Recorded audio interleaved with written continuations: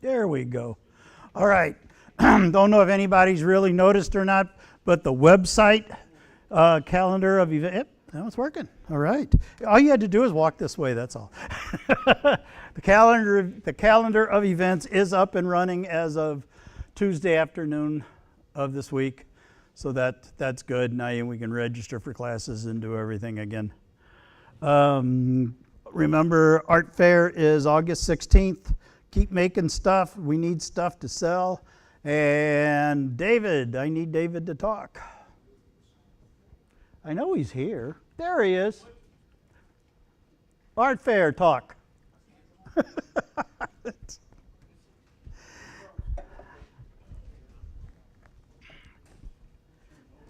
I forgot to warn you before the meeting started. Wait a minute. Green light's on.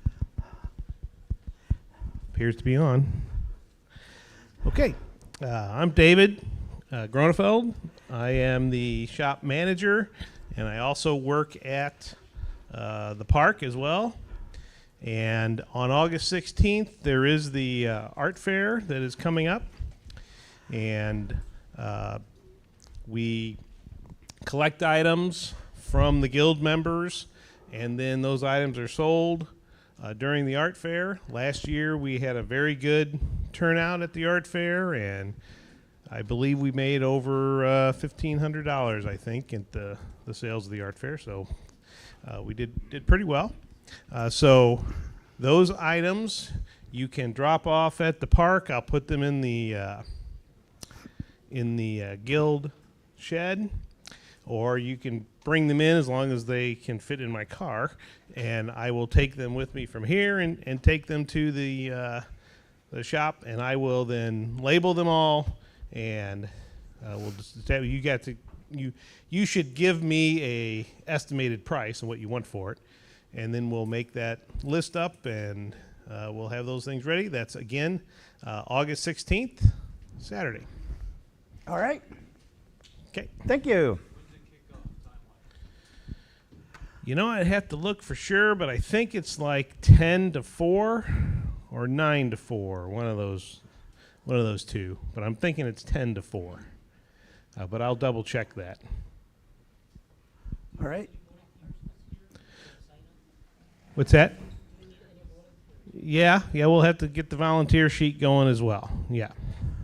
And if you want to volunteer, we do need helpers to help run the booth. And I'll put that list out, and you can sign up for it at certain times. I'll put that list together this weekend. Okay? Any other questions? All right. Okay. Bill, you're up. Oh. Yeah, probably getting tired of hearing this. Starting July 1st, membership dues is going up. 50 for basic and 120 for shop members. And let me tell you, as the membership coordinator also, I've been busy with people renewing. November holiday party, the planning committee has been set. They're going to be meeting later this month as soon as Corey's back from vacation. And we got Superstar Weekend coming up. Where'd he go? Brad. There he is. Microphone.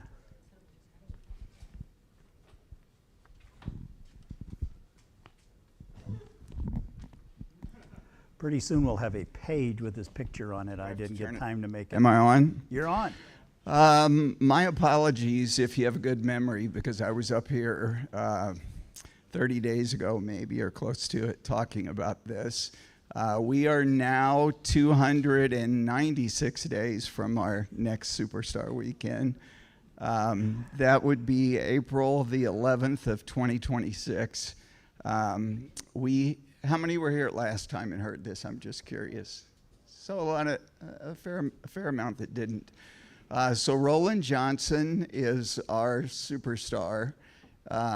He has worked with fine woodworking for many years, I think a couple decades even. He was a member of the wood show that traveled around, and I think several of us heard him there. He has a lot of videos that are out on the internet about different woodworking topics.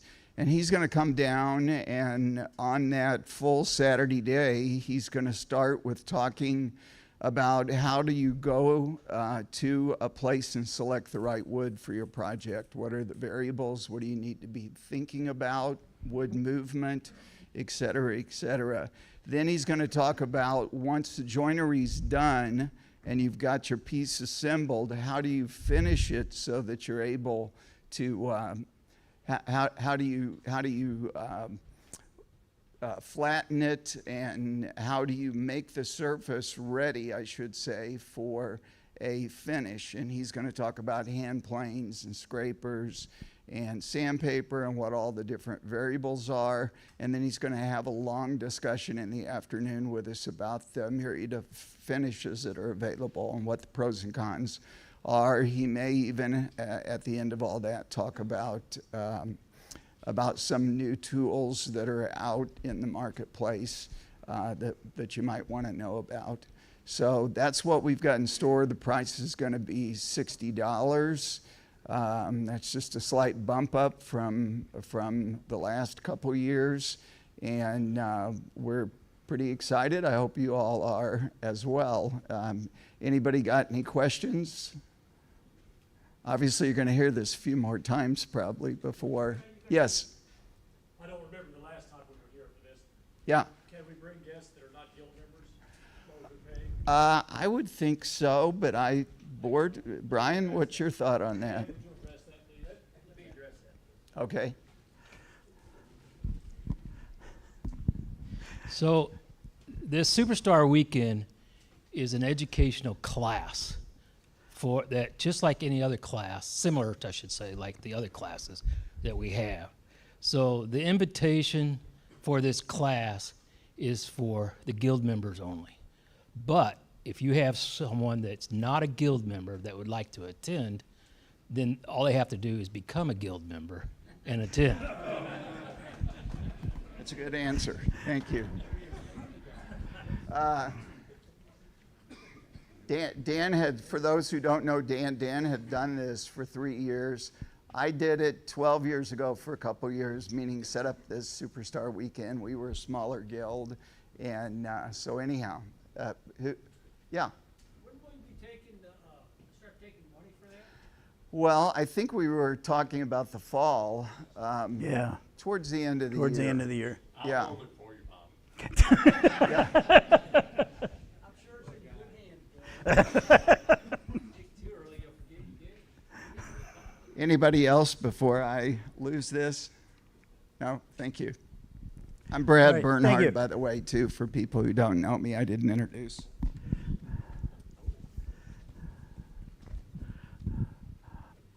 All right, and Bob Kaskagard, he's got hats and aprons. I didn't forget. Good, I you didn't didn't wanna forget you talk. this month. While we're on announcements, we've been going through the. You want to say something, Bill? Okay, you were holding the mics, huh? Been going through. Oh, I've been going through the web page on everybody's profile, updating the master database, and there's a lot of people out there that are missing a lot of information. No address, no city, state, zip code. Couple don't have a phone number. Almost everybody's got an email address, which is good. But when we go to try to do certain things and figure out where people are at, there's a lot of data missing. So if you get a chance to go out to the website, go to your profile and stick in your address or your zip code and a phone number, so we know where you're located. Okay, next slide.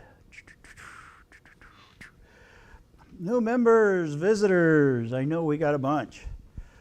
So please stand, wait for a microphone to come, and tell us about yourself.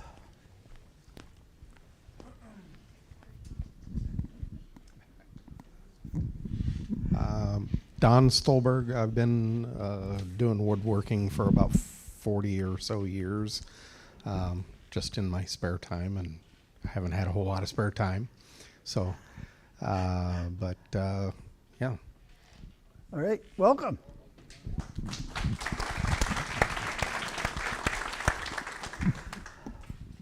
I'm Rodney Stanley, and I'm relatively close to retirement, but I've been a tape measure and carpenter's pencil kind of guy my whole life, and I want to be more of a fine woodworker. So, and then I'm building a sawmill right now too, so I should have a good supply of lumber. I got a whole bunch of timberland, so I'm going to start making lumber.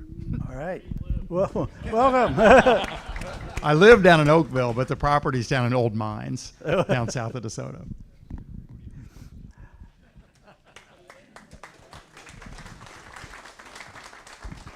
I'm Rob McFarland. I'm recently retired from Washington University after 35 years. I've had a wood shop in my garage for the last, I guess, 30 years also, but we are downsizing, and the wife wants to go to a condo, and then we have our grandkids in Washington, D.C., so she wants to spend more time back there. But I still wanted to keep my hands wet in woodworking, so that's why I have joined this group, hopefully. Right. Okay. Welcome.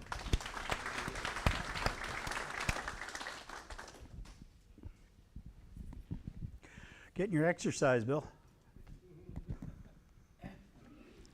My cardiologist says that's good. Yeah. Yeah, this is only my second meeting here. I'm really glad to come. I brought my son. He's a carpenter. I'm hoping to get him to join. And my grandson may be a future guild member. All right, welcome.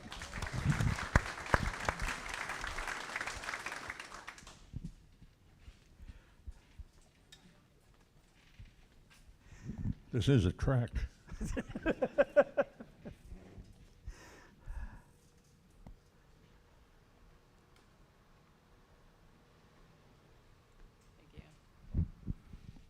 Hi, I'm Isabel. I looked at this group last year, and so I'm here now. But so I'm doing a career change and got into sculpture for Faust Park.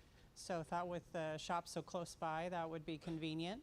And then looking for mentorship, you know, in the carpentry realm and woodworking. And so this is circled back around, back to you guys. So it must be meant to be. Yep. Welcome. Welcome back.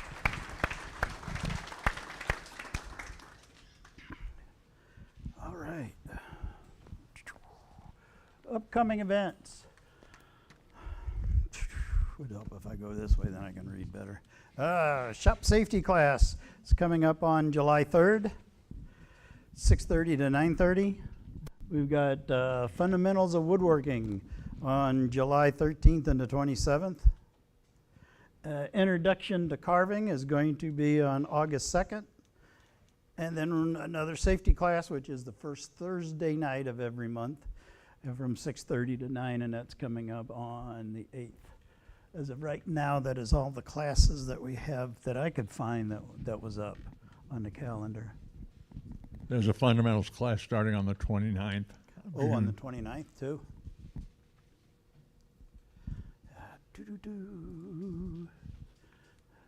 All right.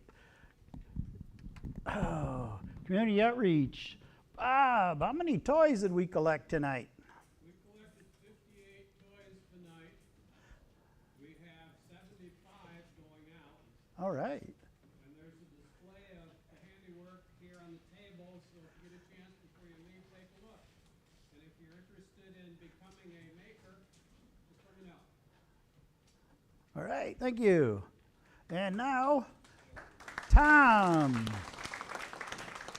Where'd the microphone go?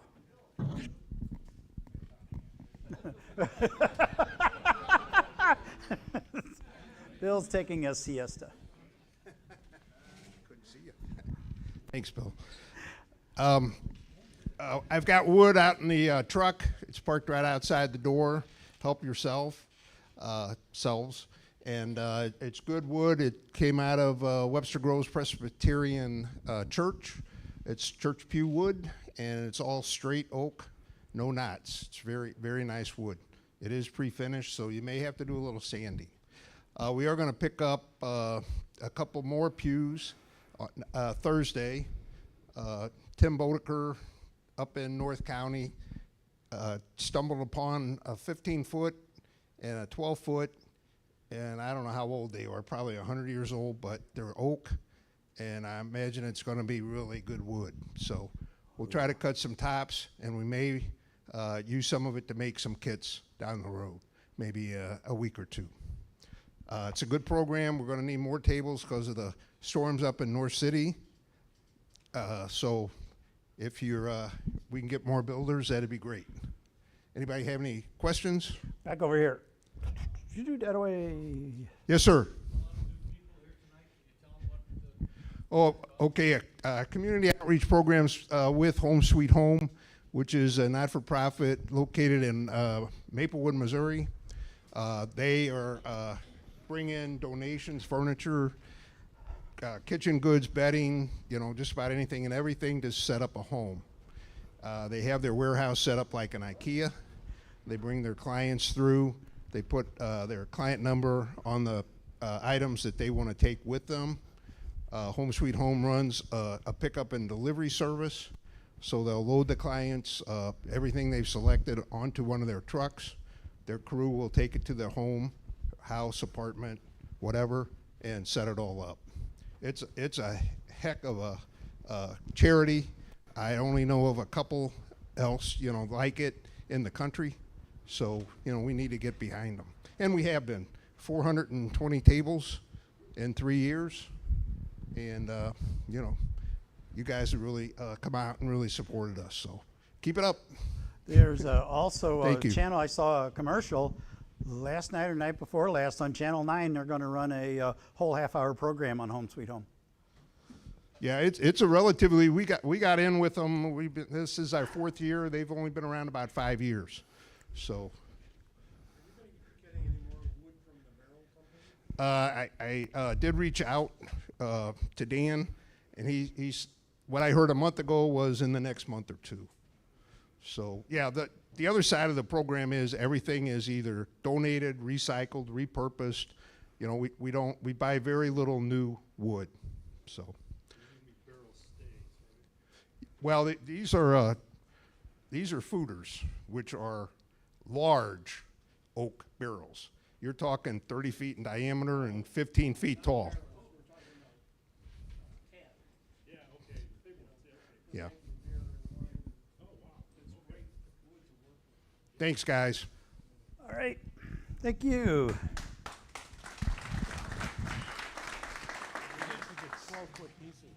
Our next community outreach is Christmas toy program. Wayne's not here tonight, but first and third Friday of each month from 10 to 2, they make toys. If you want to learn how to make toys, this would be a great place to go out there. And Wayne's a good teacher, and they'll give you something to do, and get started on this stuff. Yes. One tomorrow. Yep. Will Wayne be there tomorrow? Or you don't know him? Okay. You? Okay. Yeah, usually this time of the year, Wayne goes on his 6-week fishing vacation. So I don't know if he has left or not yet. So. All right. Now, people who are... There we go. People who are in the mentor program, Mary has sent out so far everybody that we have or that I have given her mentors. But we are still needing mentors. We have people that are interested in turning, general woodworking, furniture making, and toy making. So if anybody can want to be a mentor for these people who want to be mentees, we would really appreciate it. Then I thought, I was sitting there at the kitchen table talking, and I'm going, okay, really, what does a mentor do? So I Googled it. Well, it really doesn't fit a lot of what we do here, but it would help if I flipped. It just mainly provides a guidance, support, and knowledge on what people need. They may just ask questions. They may have a problem. Hey, how do I got these two boards? How do I join them? Just a bunch of simple questions. I know the few that I've had are just really easy questions. Most of mine are on scroll saws, but it's just really it's really easy. Doesn't take much time. So if you want to share some of your skills, please email mentorship at slwg.org. Now, next up, questions and answers. I'm going to start. I was reading, well, first I'll do this first. I was reading a book, Mineral Spirits. Has a lot of neat things to do with it. But how many people have ever used this to clean sandpaper? Pretty neat, isn't it? I was reading this book about wood and different types of woods, and they got into doing this. You know about get a spot. Now this is really a poor thing because I eat these things up, but I use a Scotch-Brite mineral spirits. Get the Scotch-Brite damp. Get the sandpaper running. Run it across. My orbital sander. I have a piece of this stuff. Scotch-Brite on a little spinner. I throw this stuff on it. When I'm sanding with it, set it in there, cleans it. Now it really doesn't take all of the really heavy stuff if you get really sanding and really digging in on the paper. It doesn't clean that up. But instead of using that rubber thing that you clean it and it gets all over the place, this stuff is amazing and it's cheap. Next thing, and I use this a lot, and I brought this up in my scroll saw classes, and nobody ever heard of it before. Naphtha. Who uses naphtha to clean stuff? This stuff is freaking amazing, isn't it? Not only that I use this for cleaning my my drums on my sander, on my planer, but I also use it to take anything that's got glue. I use a lot of two-faced tape, and especially on turning, and you stick it on there, it leaves a residue. A little bit of this stuff here takes it right off. This stuff is, and it's cheap too. I took a class many years ago from Woodcraft on finishing, and the guy who was teaching the class said, don't buy the expensive aerosol stuff. Look at the aerosol can that you're going to buy and look and see what it is. So 3M makes a can of this aerosol stuff. Right now it's like $14.95. But if you look at it, what's the first ingredient in it? Naphtha. That's all it is. And it's like, this whole thing I think cost me $6. And it'll go a lot longer than that spray can would. So that's my questions and answers. Yes? Oh, dry cleaning? Oh. Or it's lighter fluid. Lighter fluid? Yeah. Yeah. A lot of Zippo guys Yeah. use naphtha instead of lighter fluid. Oh, I was what it says it's also a fuel. But man, this thing cleans everything. So it's like this is pretty neat. So I just thought I'd share on questions and answers. Yes. Well, since you're talking chemicals, maybe it would be helpful to know that acetone can take off pencil marks. Ooh. And melt plastic. And melt plastic. One thing I do with acetone, I always have a baby food jar full of acetone, and then I take my tips off of my super glue and throw it in there, and it eats it all up. Pick it up; it's like brand new. Another good one. Yes. Doing laminate work, you got flush cut bit, you get a lot of glue on the end of it. Yeah. You can soak them overnight, any number of things, lacquer thinner, stuff like that. But Oh. when you get done, it'll soften it. Take a soft brush and clean it, but then don't forget to re-lubricate it. Oh, yeah. Because you will suck the oil out of the bearing. Out of the bearing, yeah. And probably the next time you run it, it'll fry. Ooh, good idea. Yeah. Anyone else got anything? Yep. Oh. I was doing a project the last couple of weeks. My sister wanted a little library made. I'm sure we've all been questioned to do some of those. She brought me some lumber she wanted me to use for the door. It is modular PVC trim board. Have you guys experienced with this or seen this stuff? Okay. Supposedly this is really good for like the outside of your house. It's rot resistant, water resistant. It's got a whole bunch of resistance on the label here. But this stuff messed up my tools like you wouldn't believe. Little chips everywhere, dust, magnetically sticks to things. My bandsaw tires, it just caked up in there. Ooh. It's probably good for houses, but it's not meant for woodworking. So I'm just throwing this out as a cautionary tale. It's certainly not the plastic lumber you build decks out of. This stuff probably holds up well, but it's not really good for the shop. So just a cautionary tale. This stuff here cleans rubber tires on bandsaws really good. But does the naphtha take the goo off from the adhesive discs on my sander? I can never get that stuff off. Oh, you never get, yeah. Oh, it'll take any type of glue off. You know, you buy those things that's got the price tags on them that you fight to get that glue off. You just put a little bit on a rag, it's gone. Same thing. Oh. Oh, we got one over here. Mention the estate sale. Okay. Coming up. So we have a lot of new members here. So a lot of you don't know who Rich Weitzman was. He was the last that I know of charter member of the guild. That means he was a member of the guild when it first started.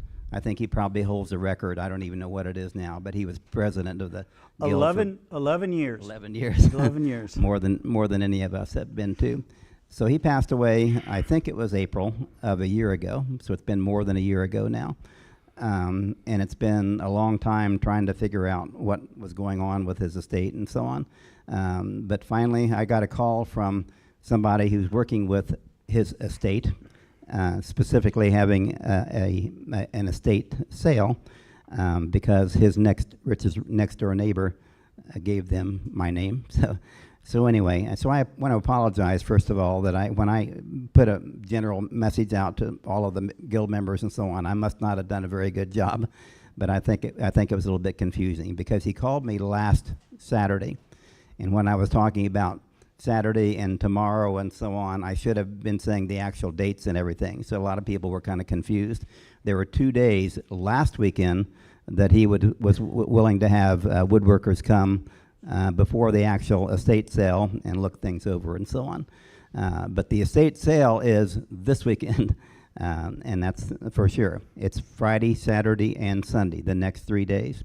And during that time, which is kind of surprising, it's only from 10 o'clock until 2 o'clock each of those three days. Then 10 o'clock till 2 o'clock, and the address, I think it's kind of silly for me to say it out loud, but I can give you the actual address. It's at Rich's former home, and it's in the Creve Coeur area, but it's actually a St. Louis address, so I'll be happy to give that out to you.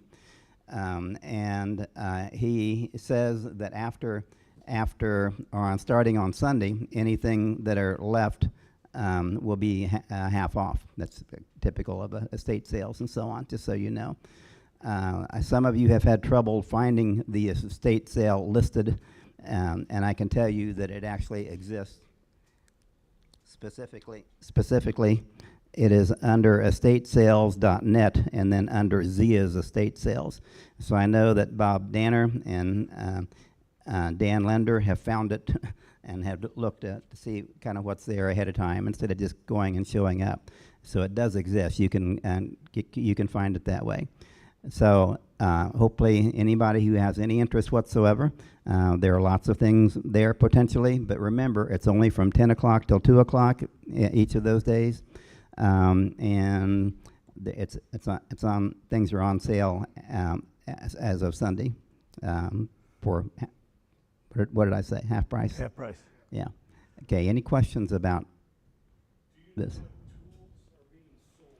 That's Bob found one of the sites and so on.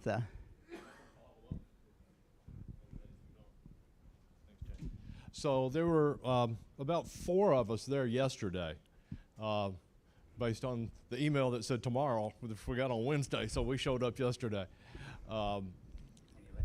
Yeah, and I was there first, so I explained the situation to him, and he let us in. For one thing, if you go, there are a lot of toys and toy parts. Please don't buy those, because I'm going Saturday afternoon to pick them all up for the guild. We're not going to have to pay for those. I'm going to go Saturday afternoon at the end of the sale and pick those up. Otherwise, there's a few things that some of you might be interested in. There's a really nice Cobalt router table and router. It doesn't look like it's ever been used. There's a jet dust collector. There's a jet drill press. Hundreds of carving tools, all razor sharp. They don't look like they've ever been used. They've just all been sharpened. He sold. He sold them? Yeah, he sold them. Okay, well, they're still there. There's a lot of them. If you're into modeling, there's a lot of both plastic models, and I did see some ship models and some things like that, the kits that are still in the boxes. Some lumber out in the garage, not a lot, but there is quite a bit of veneer. So if you want to pick up some veneer, there's some nice veneer there as well. But it's an interesting experience to go there. That's all I'll say about that. Any other questions, sir? Okay, hopefully some of you will be able to take advantage of this. Got a question over here.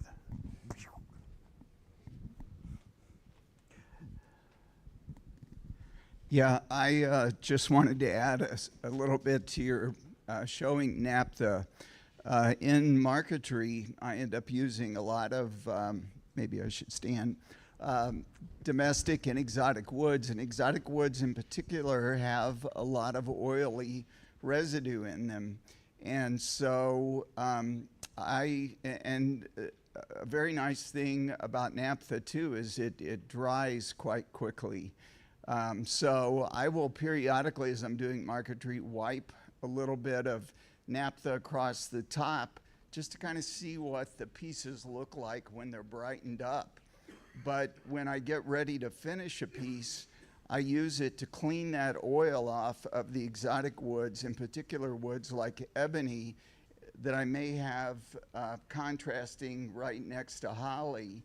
And it will clean that oil off before I put a finish on it, which is shellac is what I predominantly use.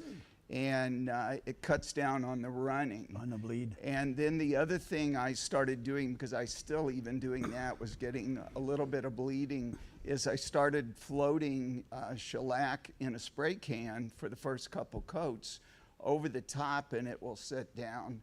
But that combined with naphtha took care of a problem that I was having early on. And lastly, when I do the veneer portion of it, I will wipe naphtha over the back. I'm not for sure that I would get a problem with adhesion without doing that, but I thought that probably, as well as roughing up the back side before I put it in the vacuum bag, would help. So I find naphtha to be super useful. And it's right. We're right here. I was recently given a desk. It's a flip-top desk that the guy told me he was leaving the country. And so he just gave it to me. And he said it was made in the 1800s. And so I've been disassembling it. It was in kind of bad shape. A lot of the wood was old and brittle, and the frame and panels had cracked a lot. But as I took it apart, I found a maker's mark inside of it. And it was written in beautiful penmanship. And it was dated February 29th, 1870. So it was leap day of leap year. And had 3 signatures in there, but the pencil writing is so faint that I can barely see it. And I wondered if anyone here has ever had any experience with like resurrecting pencil writing like that. No. I don't even want to brush it or dust it or anything, you know, but I don't know what to do. You might try the History Museum. If any of you guys watch the Repair Shop on YouTube, they restored a signature not too long ago on an episode, but man, I don't know. The penmanship is so beautiful. I could never. I'd have to work with a microscope. That's amazing that it's lasted that long in pencil. Yeah. Wow. So I have it with me on the car if anybody like to has any expertise in it, and I could talk about it later. So thank you.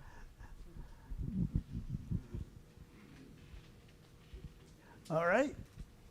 Oh, if you have something in show and tell, if you want to come on up and get mic'd up, because show and tell is next.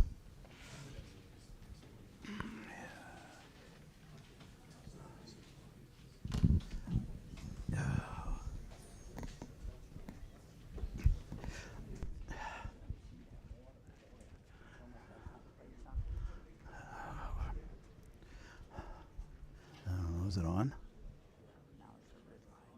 Oh, okay. Oh, yeah.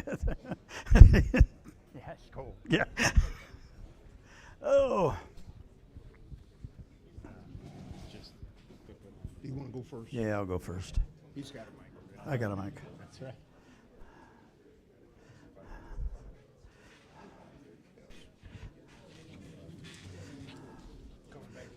Yeah, I'm going to move this up.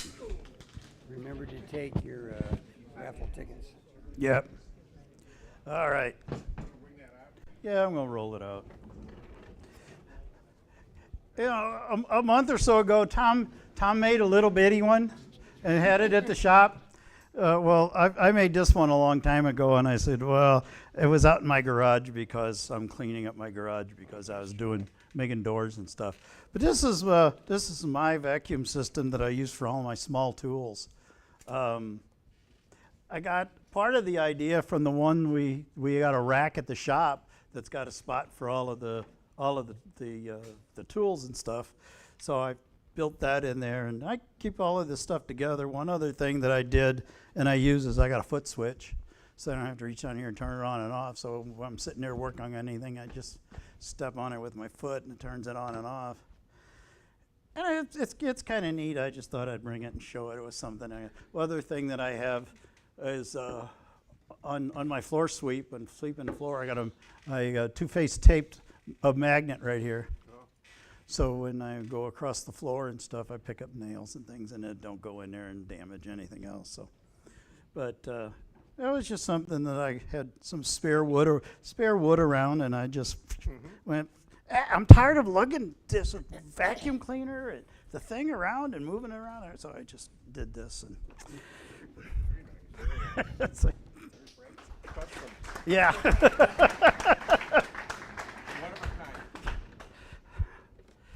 And the other thing, it's got flat surfaces on it. It picks up everything. If I need a flat spot, I set something on it, and I go, where did I put that thing?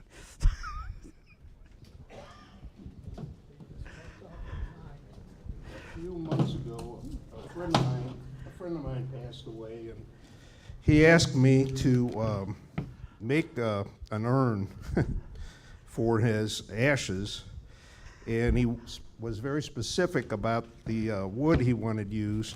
He had cut a maple tree down a couple years ago, and it was spalted lot of spalted wood. So that's what he wanted it made out of. So this is what I came up with. Most of the time, you load the ashes from like this and then put on the bottom. And as you can see, it was really a beautiful piece of wood. So I'll probably put kind of a clear coat, maybe a natural coat on it, but I think it'll turn out pretty nicely. Thing I learned about this making an urn is you need a cubic inch of space for every pound that the person weighs.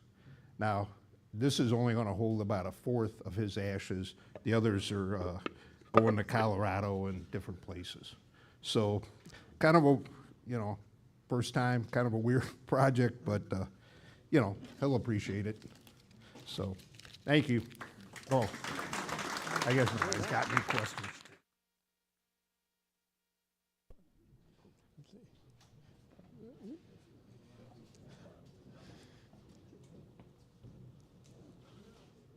All set.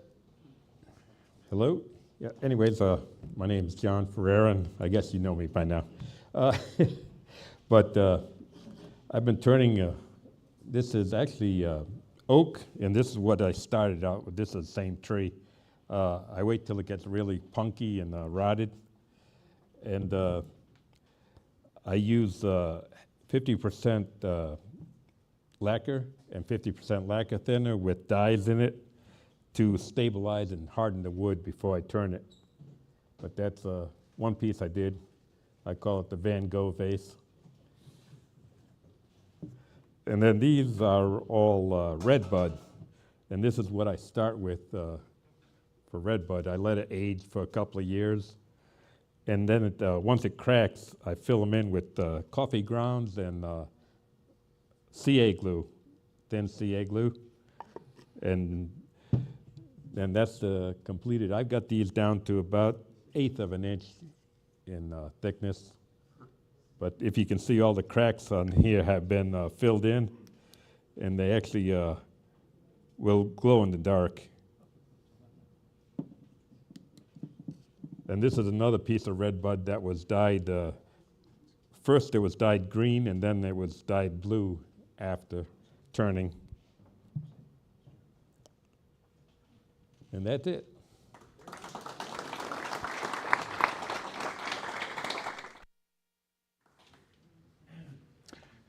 So I'm a little bit of a rebel. I'm in my own table over here. I apologize for that. So I have a habit of doing deep dives when I find something new that I want to do. And about 2 years ago, I pulled out some books on marquetry that I'd had for quite a while, read them, and started investigating with marquetry, starting with a scalpel blade, which is commonly done over in England, to cut marquetry in really thin veneer. Wasn't very satisfied with that, and then read about making your own chop saw veneers and doing a hand fret saw technique called double bevel, where the piece is applied to the back of your background and you draw whatever you want to cut, and you cut that piece on the back at a bevel using this jig right here, and it allows that piece to fit up in the background, which is the show face, and really takes away almost all the gaps. So I started messing around with that technique and was, after a few months, feeling like I was getting some skill. I even volunteered to do a talk, which I gave 1.5 years ago on double bevel marquetry. And since then, I have still pursued doing this and trying to add more artistry. So I brought these pieces in tonight just to kind of show what my personal evolution so far after 2 years of doing this has been. My subject matter from the beginning has been birds, and my intention was to learn marquetry and apply it to furniture. discreetly, maybe inside a drawer or on a corner of a tabletop. And instead, I did something that I really didn't even think appealed to me, and that's go down the avenue of pictorial marquetry. And it allowed me to develop also a passion of birding, which I have benefited from Dave Grunfeld's tutorship up at Quiver River Park. And so I find a bird I like, and I obsess about it and do a marquetry picture with that in mind. These are photographs that I find on Pinterest, and I make a tracing of those by hanging tracing paper over my computer, changing the size around a bit, and then I have acquired a huge amount of wood, little pieces that I made my own shop saw and veneer. So my other reason for bringing these in tonight was just I thought that talk with the wood people that are here that collect wood and exotic woods might be something that they would have a slight amount of interest in. So I volunteered, when I don't know how long back, talked briefly, I mentioned if there's any interest, I would be glad on a personal level or a class level to show somebody or teach somebody how this is done. In the past, I've done a number of classes that are, you know, often just for people, like turning classes, but there would be some upfront prep in making your jig, and probably about $100 worth of saw, you know, some blades, some other things. But if this appeals to you, let me know. I think it's kind of triggered my childish love of art, because that's kind of, you know, it's a very quiet thing to do in your shop once you get all your veneer made. So anyhow, the last thing I want to say is I wanted to show what it looks like before it's mounted. This piece, I just finished the tail today, about an hour before I came here. And this is what it looks like when it's completely done, before it's mounted. It's pretty interesting. This is the transparency that I use. Some of this stuff I showed before in the talk that I gave, but again, I don't have these hanging on my wall. I'm not even 100% sure what I'm going to do with them, and so I'm glad if there's any interest, and I thought I would, offer it up for people to, take a look at if you're so inclined. Any questions? I got one. Yes. I'm always curious, because I've seen you, I was at your class, not your class, but your demo you had a year and a half ago. Yeah. Do you sand the top of it when you're done, or you just, is it because there's a certain amount of thickness in the wood, Yeah. in the wood, you don't sand? Or do you? So the shop saw and veneers come off ideally out of my drum sander at 5/64ths. That brings them down to around a 1/16 as I'm leveling them.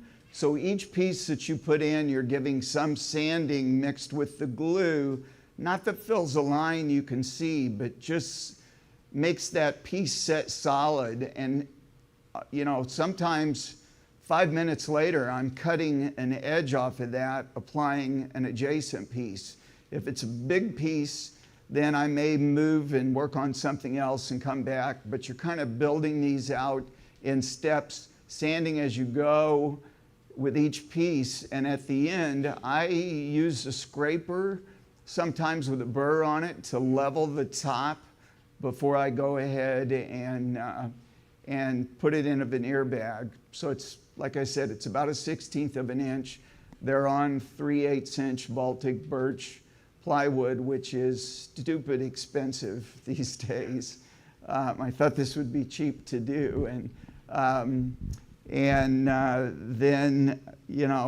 I use Tight Bond Extend. I don't have to use fancy glues since this is thicker type wood. If you were using really thin veneers like commercial, it would be a different issue. But don't get a lot of bleed through. It's about an hour in the bag and I take them out. And then I've been making a veneered beveled frame that goes around the edges. I take about a 3/4 piece of plywood, rip it about 3/4 wide, and then I will run it on a board that I've got made into a little jig, and I'll put a slight bevel on that, running it through my planer on a backer board, and then I will put that piece in my veneer bag and try to make a contrasting frame, and then use hardboard on the outside of it and put all of that together as a more artistic frame than what I was doing when I gave that talk 6 months ago. So I think I've exceeded my time. Sorry.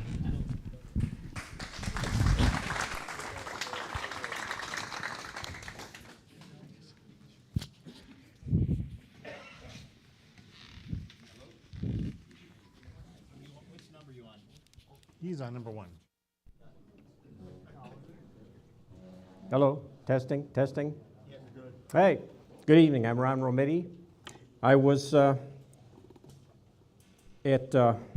U-Pick Lumber a while back, rummaging through their archives, and I ran across this board, and I talked to Craig, and he told me this is a very exotic wood from way southern parts of Africa called mapewall.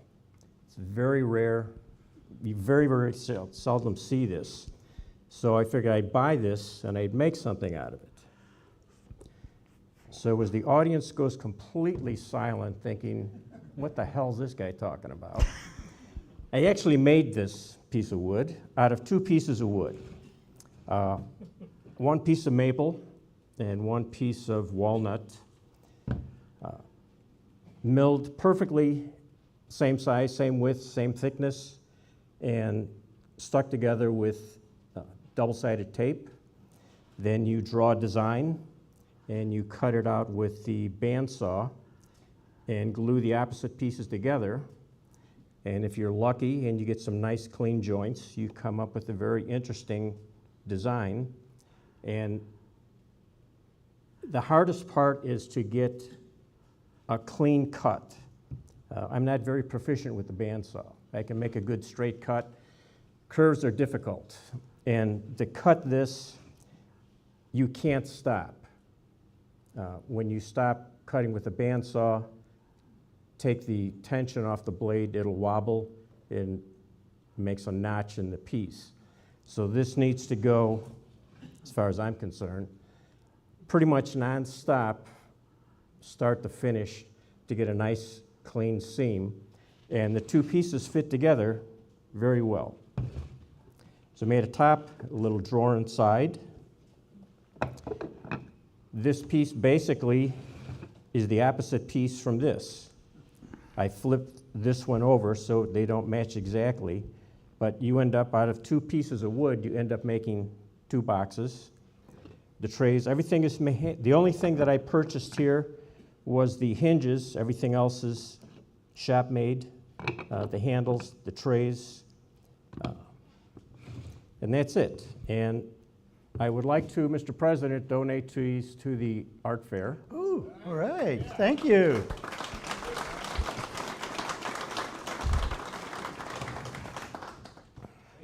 You're welcome. Appreciate that, that's great. I know everybody's seen one of these before. It's from Bill's fundamentals class. And the main reason I want to talk about it is I just want to thank the instructors, Bill, Bob. I don't see Phil here tonight because they watched me do mistake, learn from that mistake, do another mistake, learn from that mistake, do another mistake. And hey, welcome to woodworking. That's what Bill told me. But I enjoyed the hell out of it. I'm putting together a sister table right now for our bedroom. And I just want to thank everybody, I want to thank them for their help, and I love doing this. All right.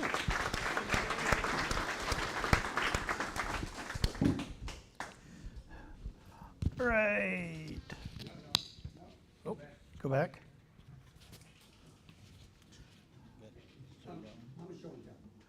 Oh, you're show and tell. Yeah. Okay. So show and tell. Usually we have a worker, he's in his shop, working on a project, and he brings it in here and he shows it off and tells you about it. Well, my show and tells, I have two, are slightly different. First one, I was in my shop, working on a project. I had several boards, they're about 5 inches wide, and one surface needed to be cleaned up, finished, slight cup to it. So I took them over to my joiner. Joiner's about 6 inches wide. By the way, I should mention that my shop is in the basement. Some of you guys had a chance to be there. Typical temperature is low 60s to mid 60s. I checked it yesterday, 61 degrees. So I wear this jacket, keep myself warm. I actually have two jackets. I'm not sure where I got the second one from, but you know, they were identical. Anyways, I'm working on my joiner and I'm pushing the boards through. Everything's going good. And all of a sudden, the board just stopped. Everything stopped. I was like, what happened? You know, and I'm thinking, oh, my circuit breaker must have popped. Something happened there. But that's not exactly what happened. And I said I was wearing this jacket. I wasn't wearing this jacket. I was wearing the other jacket, which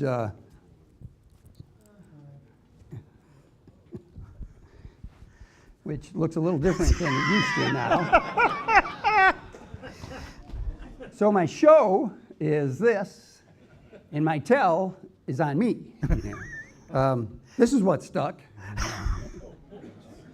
Fortunately, it's belt-driven, you know, so it kind of stopped.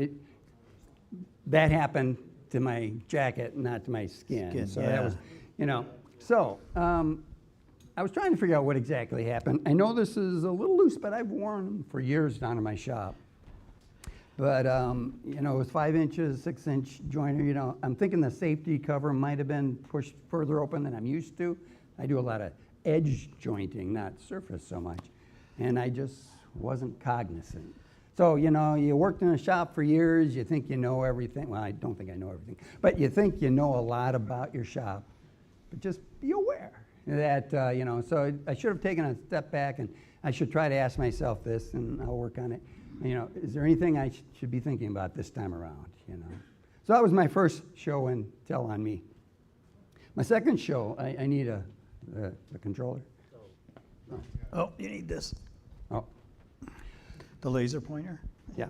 So I did a presentation last August on puzzles I made. And in one of my puzzles, or one of my pictures, I had Timmy, my dog. He's about 1.5 years now, and he's a good dog. But boy, does he like to chew. He's got about a dozen toys, and he's made use of all of them. When my wife and I go someplace, he has room of the house, you know. And we got home after a couple hours, and we realized that Timmy had decided to add to his collection of chew toys with my wife's favorite pillow.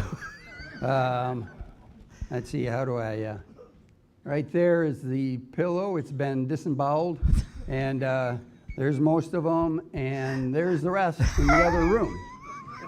And there's Timmy there. He was interrogated. He said he disavowed knowing anything about it, but he said there was a big black dog he saw running down the street. You know. So. Anyways, this has happened more than once. You know, different things.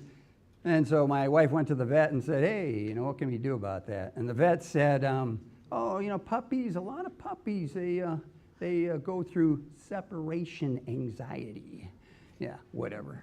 And we said, what can we do about it? So we gave him a couple medicines. He gave us a couple medicines. He said, dogs react differently to this, so you're going to have to experiment on one pill or maybe the other, half of each, etc. We said, okay. But in addition to the medicine, we decided, okay, you no longer get free reign in the house. We're going to put you in the basement. Did I mention my shop is in the basement? No, don't get ahead of me here. Yeah. I knew it was in the basement also, so in addition to putting him in the basement, I put him on a leash, not very long, and it's attached, you know, it was wrapped around the base of my workbench. So he was fairly contained. We went off, and we're gone 2, 3, maybe 4 hours. And so there's Timmy. He says, "Hi, hey, happy to have you home. And you can see there's a bunch of stuff on the ground there. You know, I've got this roll of paper that I pull over the top of my workbench to protect it from paint, oil, and that kind of stuff. Bottom line, I wasn't too worried about this. You know, there's like I said, a bunch of paper, and then the white stuff is stuffing from his comforter. There's an old comforter, it's bad. We're okay with that. And so I let him off, sent him upstairs. I said I'll clean up the mess the next day. So that's the background of this story. Now the show. I'm looking, and I'm like, what is that right there? You see the little yellow square there? And I was like, is that a snake? You know, did it come through my sewer drain there? You know, but when we zoom in on it, it's like, what is that? You know, and I'm picking it up, and then I see this right there, and I was like, what is that? That is the end, or the beginning, whatever, of a cord. And I realized that we didn't have the medicine mixture quite right yet, you know. I looked, and there was a power tool that I had plugged in that he had decided to enjoy. And that is the cord that I took off and replaced. And there are 6 chew spots on that cord that he had. That wasn't plugged in, was it? So, my show is this. My tell is I screwed up, you know, thinking that I had dog-safed my shop, but I hadn't quite enough. In answer to your question, it was plugged in to a power strip that was not plugged in. Oh, good. So, as you can see, he was still alive when he was, yet again, disavowing how all that paper got on the floor, you know. So, again, tell on me that despite having thought I had done what I needed to, you know. So, when you invite things, people, pets, who are not normally in the shop, dogs, cats, you know, young kids, old kids who aren't familiar with the workshop. Think about what that means and the safety that needs to be associated with that. We've been playing with the medicine. It's gotten better. He's now chilling. Well, this is a camera that we've got that we watch him, you know, and he's not quite so wild. So anyways, those are my 2 stories. All right. Thank you, guys.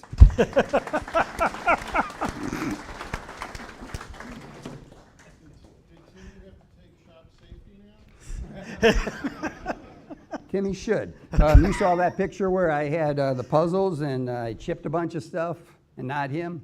I've been wondering if that was a mistake, you know. But we're glad. He's a good dog. We just hope he grows out of his chewing. All right, it's time for. One thing to say. I Yes. used to work in a commercial shop, and in the wintertime it was freezing. So we wore sweatshirts too, but what we did was we took blue painter's tape. Yeah, and just to so contain you it, yeah. don't No, bit. all good suggestions. Yep, I agree. So, okay, All right. well, time for Raffle drawing? Yeah. time! Okay, who didn't buy one besides me? Or I can draw it. Okay, and what we have, yeah, go ahead, draw one. What we have is we have 2 boards. One is Sepelia, am I saying that right? S-E-P-E-L-E. Oh, Sepeli.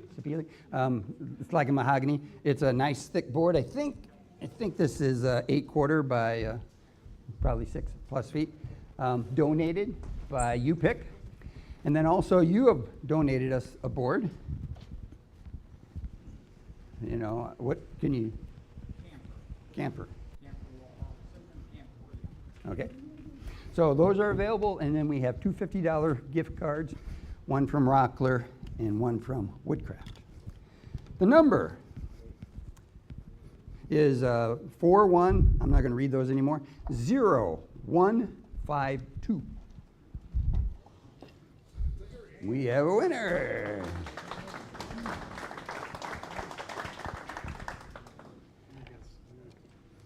What would you like? Take the Woodcrafter card. Okay, all right, and then you draw. Oh, and it should be mentioned that you can only win once with your tickets, so, all right, thank you. Last four digits, 0228.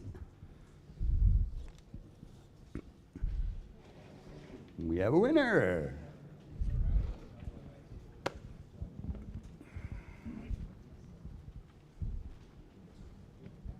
What would you like? All right, you can just leave it there until the end, okay? And you need to draw for me.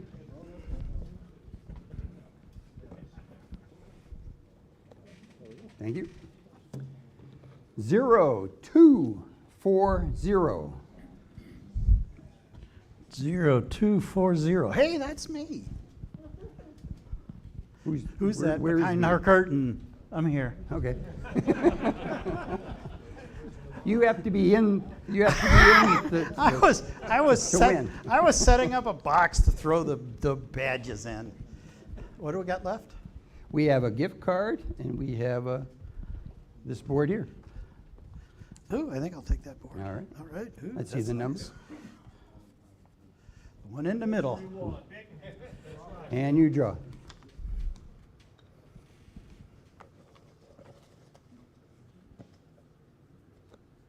All right. 0160. All righty. Thank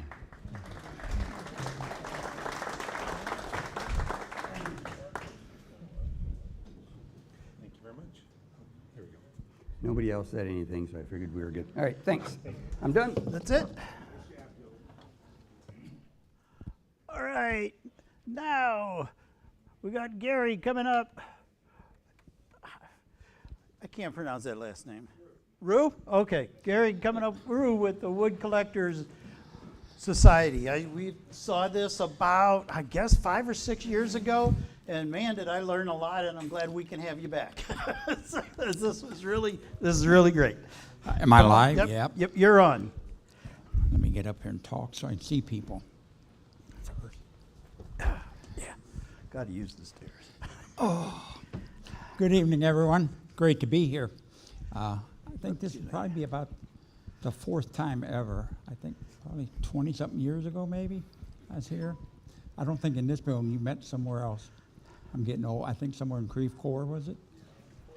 But anyway, my name is Gary Rue, R-O-U-X. It's my lovely daughter. She's going to be an assistant tonight. She's only 13, I think, because I know I can't be that old. Yeah. But I've been a member of the International Wood Collectors Society for 30 or 31 years, I think. September of 94 or 95. Been the international vice president for 6 years and the international president for 4 years. We're probably the best, and we have 3 members in here. John Ferrer is a member, Jeff Nasser, and we have our current international president, Violet Oman. So good to see you guys. I want to kind of talk a little bit of what you want to know about tonight. What do you want to know? Like some basic identification. I got 4 simple things you can do to eliminate woods. That's the best way to start identifying wood, is by eliminating wood. Like if you know it's this, you just eliminate it. This. And there's a couple misnomers I want to talk about too. Anybody know what ironwood is? How many ironwoods there are? Most of them, that's baloney. Ironwood is the most useless name for a wood because the technical definition of an ironwood is the most dense wood of your region. So for us, it could be musclewood, Osage orange. We could call that ironwood, and you're technically correct. But the one ironwood is desert ironwood, and that's what its name really is. And then the next one is hardwood and softwoods. Anybody ever work with southern yellow pine? Is that hard or soft? Soft? Soft. Soft. The definition of hardwood and softwood is if it has a leaf, it is a hardwood. If it has a needle, it's a softwood. So balsa wood's a hardwood. Balsa wood's a hardwood. Southern yellow pine, which you can hardly drive a nail in when it's dry, is a softwood. But that's your technical names. Woodworking, I started woodworking probably when I was about 6 or 7 years old. I was born in Cleveland, Ohio. We lived on the street, we were surrounded by factories and that. We'd sneak down to the end of the street, and there was, I think they did like tempering, because we'd look at them through the fence, and there'd be red hot things, dipping them in oil and watch the flame.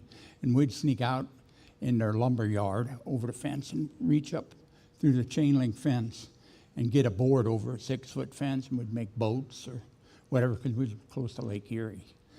But that's when I probably started. Then about when I was 10, that's when I started realizing about power tools, because we had electric drill and I could use it if I'd make some. So I started making some wood floats, and carved a little stick and drill a hole in it. So I got to use the drill, and that was pretty cool.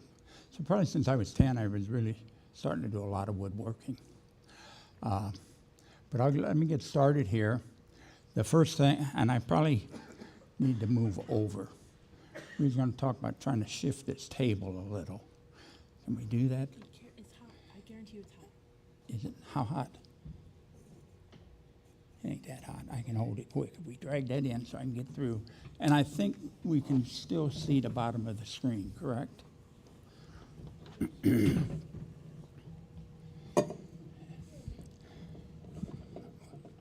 Okay. So the first thing, when you get a piece of wood, let's grab a good one here. We'll start with my favorite. Let's do this one. This one happens to be different, and I guess we could let Brianna hold it to the camera, kind of, and you can see it. Can you see it? Oh, we're not. It's not.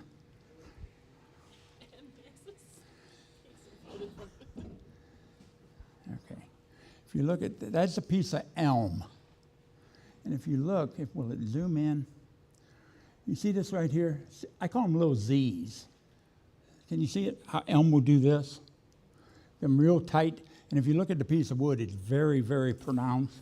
And there's another piece. I just acquired this one. You can really see them in here. This is Zelkova. It's native to Japan, but I got it through a botanical garden in Maryland. But you can really see the little Z's. So for North America, our native woods, we only have 2 trees that will have them little Z's. And we can pass this around because it's really pronounced in this elm. You can see them. I mean, it's really unique. But elm and hackberry. So if you're looking at a piece of wood and you see little, because a lot of times people, you ever go to these sites, wood identification, somebody will put something, and you have comments that for 300 different woods, and they're so far out in left field, they don't even know what they're talking about. But if you see little Z's in it, and you know it's a native wood, there's only 2, either hackberry or elm. So there's one form of identification. And that's caused by, it shows it on that. Where's that other piece? Oh, if you look on that one you can see them, and the elm too, between some of the rings with the naked eye, you can see wavy parenchyma. And the parenchyma, if this is your ring here, and I don't want to get ahead of myself on you, but the parenchyma normally is not visible, or a lot of times it's real smooth and just kind of part of the ring. But on elm and the hackberry, it's real wavy looking, almost like lace. So if you look at the end grain and you take a loop, and it's good to carry one, you can get them.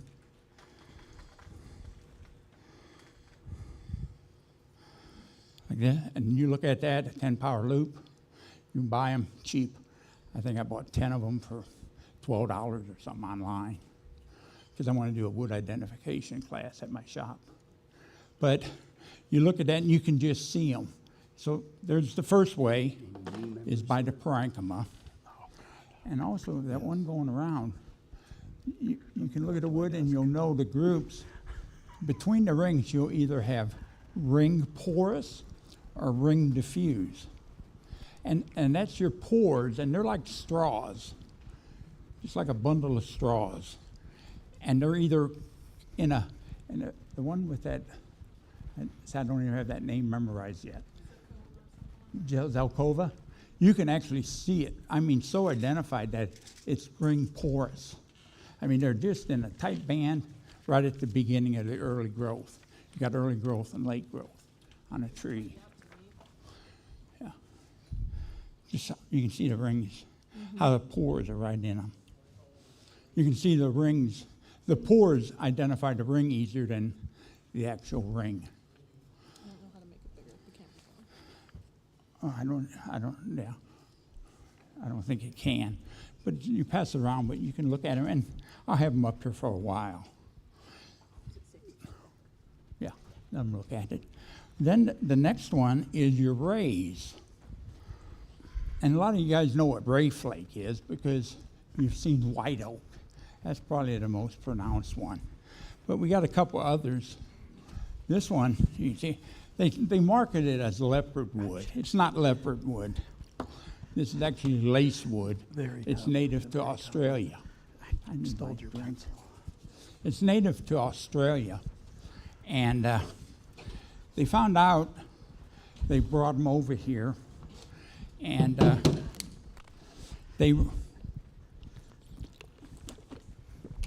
got dry mouth so bad.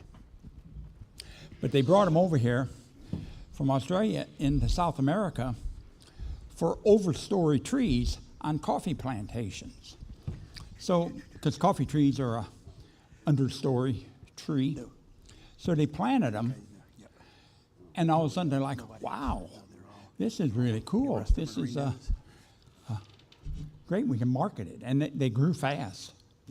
So the first one they brought over was silky oak, and they're in the same genus. And it looks the same way, and they marketed it as lacewood. So now they brought over real lacewood, and they can't call it lacewood because they already used that name. So they called it leopardwood. But there is a leopardwood tree, but it don't look like this. It's pretty much of a plain-looking wood, and the bark has spots on it. Nothing to do with the wood at all. But that's our organization. We get into arguments all the time with commercials. People making up names. How many of you remember, and another one, it's the lace. This one happens to be spalded, but everybody knows what it is, sycamore. And you'll see all kinds of big rays in sycamore. Actually beautiful wood. And that's just a quarter sawn. And that's the same with the white oak, it's quarter sawn, because you're cutting right through them rays. So that's two good examples of your ray flake. Let's see, we went to ring porous, ring diffuse. I don't have a good example of it. Then if you cut a tree and you get the pith, you got another example. This one, I've had it a long time. That's another thing, too, we need to tell you. It's always good to date your wood. When you get it, write a date on it, especially if you get green wood. 6/14/03, I've had that for. And it's like, well, it looks cool.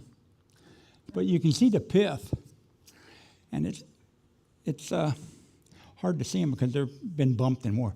But walnut, the Jugulus family, is chambered pith. So what that means, if you take like the pith of the tree, the very, very center, and say it's an elevator shaft, but it has floors in it, and that's little chambers. So all your walnuts, your butternuts, your English walnuts, they all have chambered pith. So if you're looking at a piece of wood and either it's cut, you can look at the pith, or you can split a piece off. And if you see chambered pith, then you know you at least got a walnut of some type and color. And then the other one is smell. And these I got here. You guys actually made me, first time in 40-something years, I bogged my table saw down. I bogged it down. Cutting 5 1/4 inches in a pass. But these are specimens. This is what our organization promotes. And I got these here for you. I don't know how many people was here. I made about 70 of them. Then there's a bunch of little pieces. I couldn't have the heart to pitch them. But this is a piece of wood that I gave you. It's camphor, cinnamon camphoria. And you smell it, you know what it is, but a lot of people think, what is it? Well, that's what Vicks used to be made from, is camphor wood. And it's the very first chemical that they got from trees that they made synthetically. In 1908, they figured out instead of getting the sap out of the tree and the oils to make it artificially. So it saved a lot of the camphor trees. But it's native to Asia, and it's been naturalized now in Florida. And that's what's great about our meetings. If we have a meeting in Florida, we always have a sawmill. And they put logs, they have an auction, or you buy off the mill, and the money goes to support the organization. And then you get wood like this. Anyway, these, we can have Violet. And where's Violet at? I told her I was going to put her to work. But you smell it, and there's little pieces for your grandkid or whatever. And if you're a couple, just take one. So maybe, hopefully, I didn't know how many was going to be here, and it's more than I thought, I guess. Yeah, it's probably, yeah, I'd say yeah. You know, a lot of people ask me, what's my favorite wood? And I do have to say, I think camphor is my favorite. I like a lot of them, but I really like camphor to smell. Right now I go in my shop, it's like, whoa. So, thank goodness I've already cut green stuff in the blocks, because I'll get usually timbers about that wide, 4 or 5 inches thick, 4 feet long, and now it's getting hard to even handle them. But I get them. Let's see, identification, what's the next one? Where's the oak? I got a little thing here too. Red oak. Everybody knows what red oak is? You know it's a straw. Yep. You ever see anybody blow bubbles with it or anything like that? The pores are so open, and that's why you can't make whiskey barrels out of red oak. You can make it out of white oak because it has talus that goes across and plugs up the straws. But if you take this piece, I don't know if I can do it. And this is a pretty long piece. Can you see the bubbles? And I got a couple pieces here if you guys want it. You can fight over them, but I made about 3 up. But yeah, so your red oak, the pores are straight through.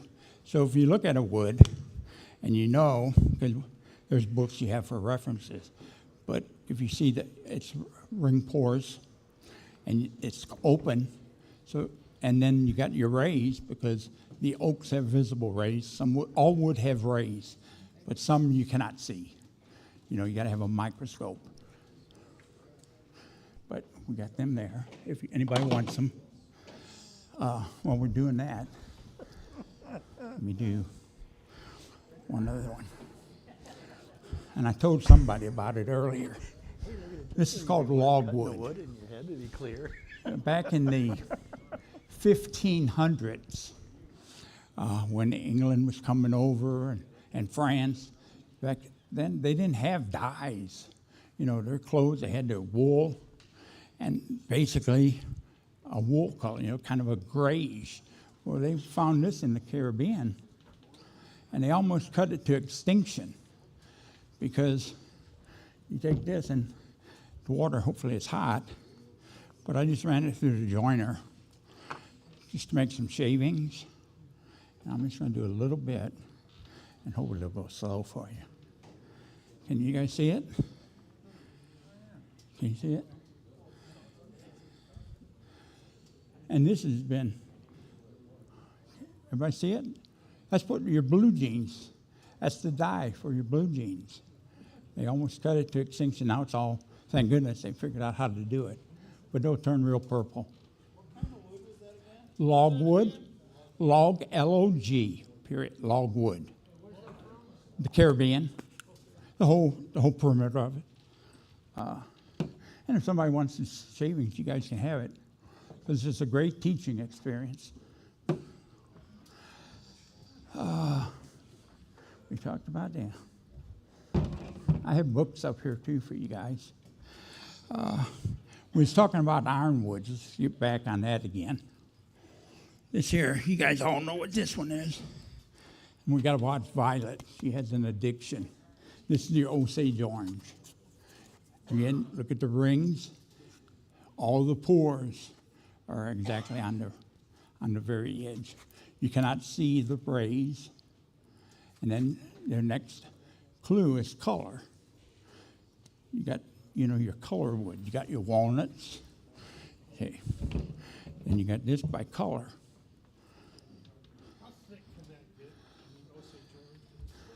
I had some logs.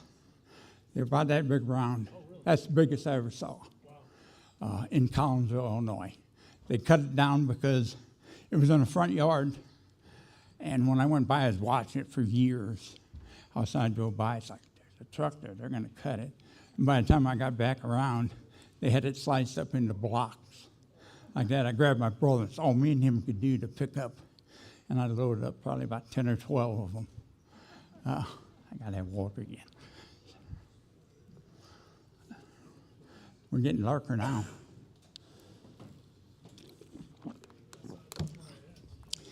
I was talking to somebody earlier. This is a piece of bittersweet. I think it came from down in Florida area. You see it's bent at a 90 degree. And you look at it, it's growing that way. You can see it's getting a bark inclusion, but the tree was that way and growing. So I don't know if it was done on purpose or if it was maybe a tree fell, smashed it over, and it started trying to grow again. But that's a piece of bittersweet. And set that here. You can see this one here. We'll talk about him. That's a piece of dogwood. You guys know how hard dogwood is? Ever tried to turn it on ingrain, making a goblet? Oh, look at that. That's a beaver. The beaver cut it, chewed it down, and you can see it was about this long, and I cut it up in some sections. But you see where he ate all the cambium layer off, because that's where they get their food. And this must have been on the ground, because there's one little area he didn't get. But chewed that tree, dropped it, and then ate the bark off, or the cambium layer. Pretty awesome. And that's what's neat about our organization. Somebody finds something, they'll bring it to a meeting, you get the opportunity to get it. This is mesquite. I brought them in case somebody likes to barbecue, because I cut some squares off for somebody, and that was just some scrap. And I thought something. I was very careful with the aroma. That's a whole nother story I can tell you. I won a bag at one of our meetings in a gift exchange, and it was a barbecue set, and it had a bag of mesquite chips in it. And I thought, I'm going to try it on the grill. And I threw it on the barbecue grill, soaked it, and it was smoking. I was in the smoke. All of a sudden, the next day I woke up, I was covered in hives. So the person I cut this for, I said, I'm very, very leery to cut it, but I put a mask on, air filtration going, and I did okay. But it's mesquite, and if somebody wants them, they were just going to get burnt. Somebody wants to sample barbecuing.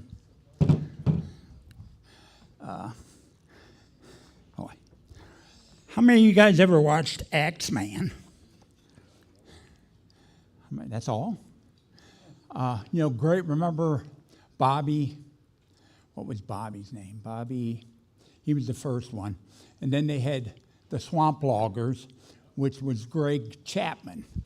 Well, Greg Chapman we have a member in Florida that said, hey, why don't we get a hold of him? And he'd butter me up, and okay, I'll start trying. And we got a hold of him, and up till last year, he would bring us 3 logs or 4 every year, deliver them to our meeting in Florida. And it was sunken cypress. Well, there's only 2 of these that exist in the world, and I made them. This is a cross-section of that tree, and they call it deadhead bog cypress. But this was underwater in the St. Johns River for 150 years. And if I remember right, there's like, I got a table for every 1/4 inch, and I had to count them like with a loop at least 5 times per 1/4 inch to make sure I was right. And some of these rings, where they cross the line and you follow it across, it actually is 5 rings, and where it was here, it goes down to 1. But it's 700 and something years old. So this tree roughly was grown 1,000 years ago. And this was the outside of it. And that's the weathering from the sand in the river, St. Johns River. And you can see how it kind of just ate it away. And this piece here, this end, it's hard to see, but there's 82 rings across here. That little bit, 82 rings. Unbelievable. Are those rings per year? Yep, 1 ring per year. What do you contribute it? Is it the density of the log itself, keeping it from decomposing?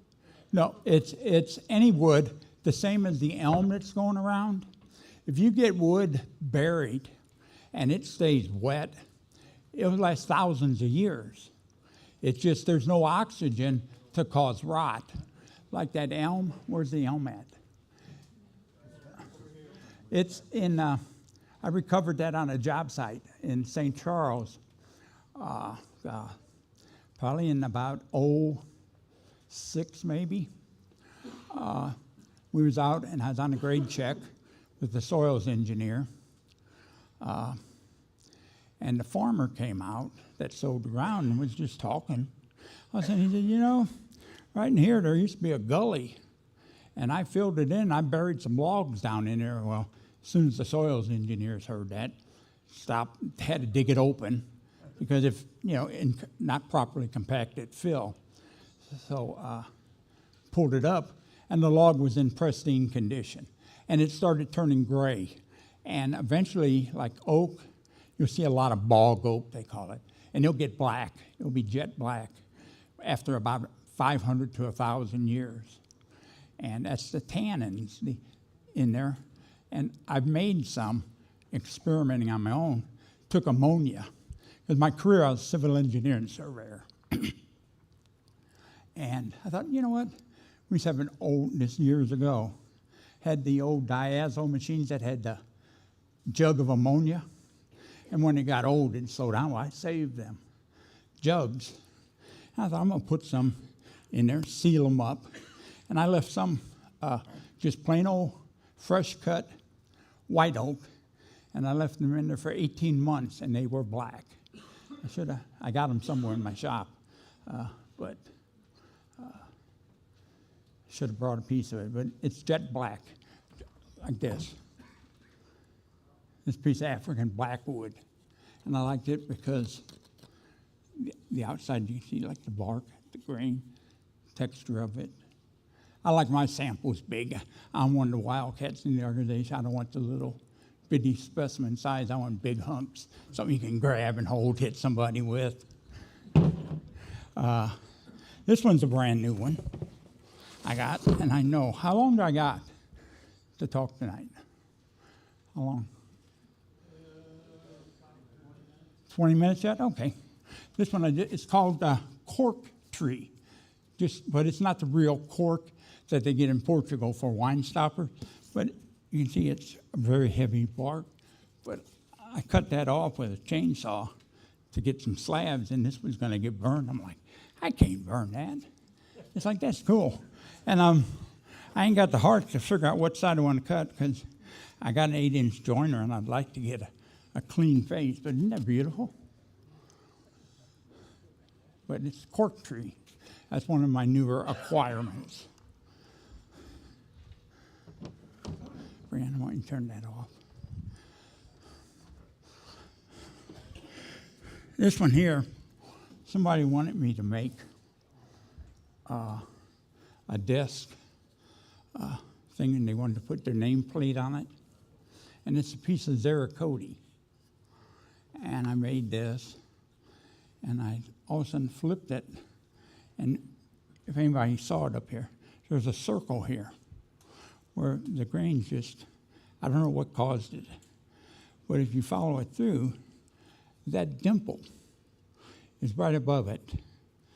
And it's like, wow. I said, I can't get rid of that one. So it's like, how many of you guys got a piece of wood? You're like, I ain't gonna cut that. I don't know what I want to do with it, but I'm gonna save it. How many of you? Come on, be honest. You're a wood collector and just don't know it. But I thought that was really cool. You can see where a limb was and how the heartwood was starting to draw up. And probably like that vase John had, if it had rays in it, it would look like that wood did.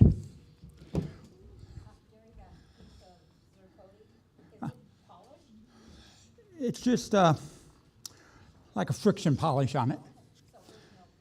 There's no, this actual, all this wood is actual colors. Nothing, I don't stain nothing. All actual colors, just lacquer or poly. I've had that probably 20 years at least, or more. This one did, I ran it through the joiner to clean it up. You can see the color it turned. It gets more of a, kind of a dingy, burnt orange kind of color, but very nice wood. This one here, there's two. This is another one of these, remember I was telling you about made up names? This is one Hibden. Remember Hibden Hardwoods? Down on Broadway, he used to let me go through his dumpster. And he'd even call me up and say, Gary, you need to come over tonight. And I'd get all kinds of wood. And this is, he named it Pela as a marketing, and that's what stuck with it. But it's actually Choc de Vega. And it's a cousin, and you can't even tell them apart. You got to have the leaves and the fruit off the tree to tell the difference. But it's the same as Permabuco. And like your best, world's greatest cello players, if they can't have a bow made out of Permabuco, they will not play. They say, I want a Permabuco bow. So that's a piece of that. This one I just brought because of the curl in it. You look at the curl, crepe myrtle. It grows like, Alabama, middle of Alabama across to the Carolinas. I don't know if it'll grow here. It will? Yeah. But, I mean, the curl in there, but very, very hard to dry. Stress in it, bows. But it's like, this is just something really neat. That's a piece of the red oak. How many guys know what wind shake is? Ever cut down a tree and have wind shake and the wood's just burnt? This is a piece of that camphor, my favorite wood. You can see this one, a lot of red in it. You can see right there as an example for you. Wind shake, see that split? And see the difference? On the way up the tree, it fractured, even though there's no split. Internally in the tree, it knew it's under stress. And, but here's actually a crack, and probably farther down or up in the tree. Probably a hurricane came and caused damage. And I didn't say that about this one. If you look at these rings, some are pretty good size. Actually, maybe 16th inch or so, and then all of a sudden they'll be real tight. And I come to the conclusion on my own, I think it can't be water because it grew in Florida, it's swamps, it's wet all the time. So I think probably a hurricane or something probably went through the area and knocked down trees around it, and it survived, and it had more light, more nutrients, and it didn't have to fight as much, so it was able to grow faster. But that's what you can tell on rings. And that same thing, you know, you heard of what is it? Oak Island, they're doing dendrology. Is that where they compare? And I don't know how they do it. They can take a piece of wood and say, this is the timeline on it. And I'm like, you got to have a base somehow to know, because the climate changes in regions, and you have this piece of wood, and you got to have somehow to compare the rings, but supposedly they'll match up and they can age. I don't know enough about that. The one on the floor is Texas ebony. Very, very expensive wood. I'm not going to pick it up. Very heavy, very dense. Very expensive wood. You can't see it. I don't know if you can ever, maybe marketplace, never see it on the market. But it's nice. I got a couple real nice slabs of it. This is a Florida wood, Sabaku. Just, you can see how glassy it looks. Just real dense. And a lot of the coastal woods,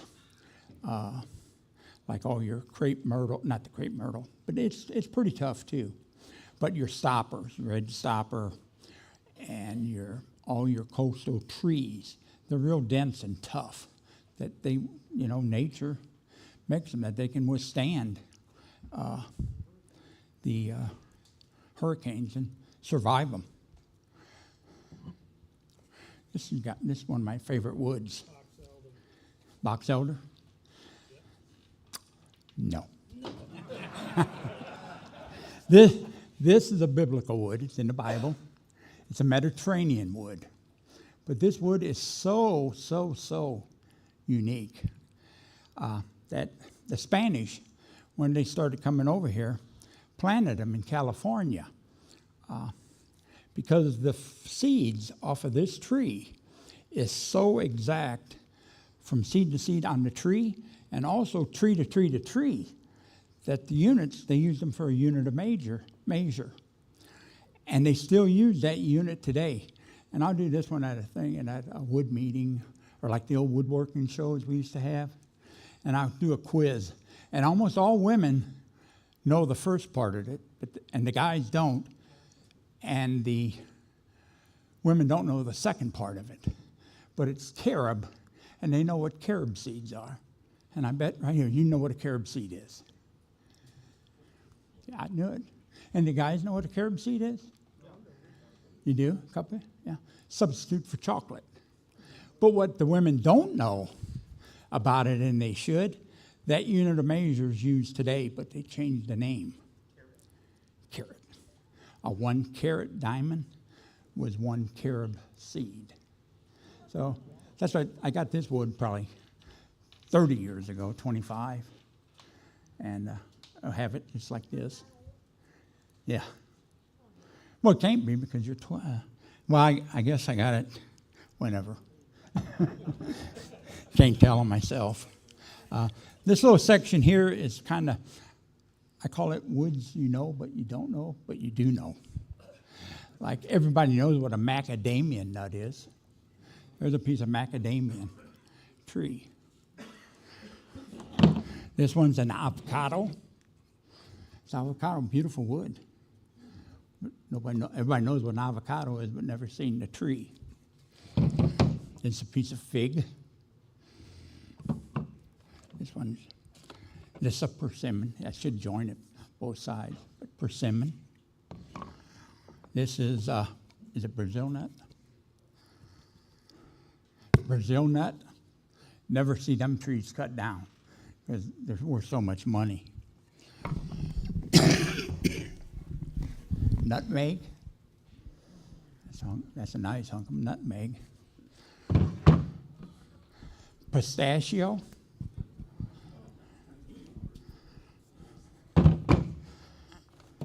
Couple here the same. Olives. How many of you guys ever work with olive wood? Oh, I love turning it. It feels like velvet. and you sit there and smell. You can smell like a green olive smell, kind of like working with sassafras. Question? Question? Question? Are all these woods good to work with for making projects? Yeah, yeah. I mean, the crepe myrtle is pretty. After it dries, it's stable. You don't want it in an area where you're going to have a lot of moisture and not moisture. But like in your house, it's stable. I make a lot of boxes. My collection, I make goblets, like a 6-inch tall. That's because you get to see all aspects of the wood. You got face grain on the side of the goblet. And when you turn the goblet, you got quarter sawn. Then you look at the bottom, you got end grain. So that's what my wood collection is. Okay,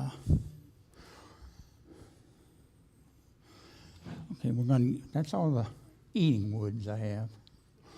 These two, this one I brought because of the curl in it. This instrument grade mahogany. This one we recovered out of the Keys. In, I think, 74, they widened Highway 1 across the Keys. And this Dr. Corner acquired it, but somebody cut them all down, saved them, and had them in a barn for that long. But if this is the real Cuban mahogany, Sweetina mahogany. This one is Sweetina macrophylla. And it's the only two true mahoganies. But this one, how much heavier it is. Because the Keys is almost like a desert climate. They only have a rainy season in January and February. Other than that, it's dry unless they get a hurricane. But so the trees, you look at the rings, they're so tight. And it's just super, super dense. So the density, somebody was asking about density, has something to do with how slow it grows too. Where you get some woods that grow real fast, but they're still heavy, but as a rule, the slower a tree goes, it'll be more denser. This one, this is a neat piece. You look at here, you actually see lines going here. You think them are the rings, but this is actually quarter sawn. And if you look real close, so the face grain's here.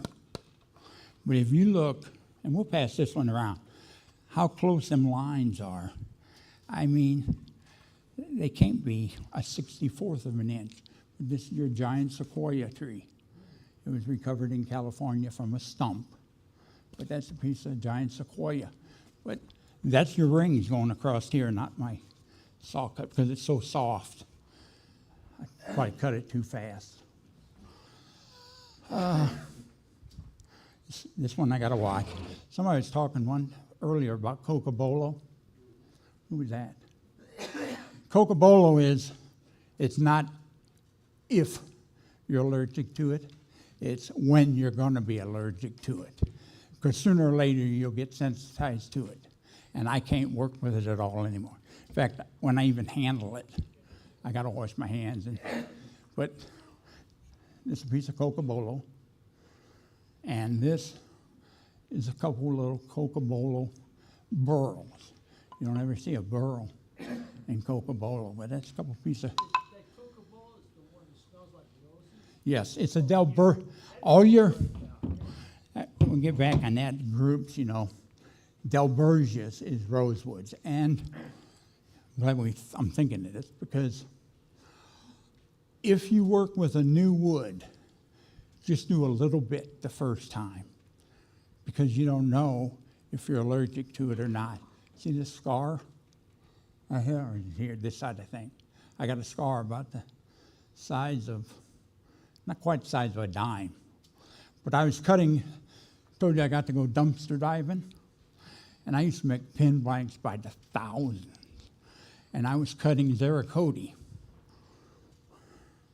And you cut on your table saw, the sawdust is black, but you swear you're burning it. It's white smoke comes off the sapwood, and it's not burning. It's just the dust.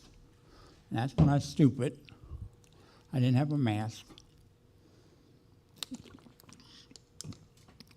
And a couple hours later, I'm like, man, my throat's feeling sore. I better get to the hospital, emergency room. Went to the emergency room, and they look at me. What was you doing? Working my shop, da-da-da. How did you get here? I said, I drove. He said, how do you think you're going to get home?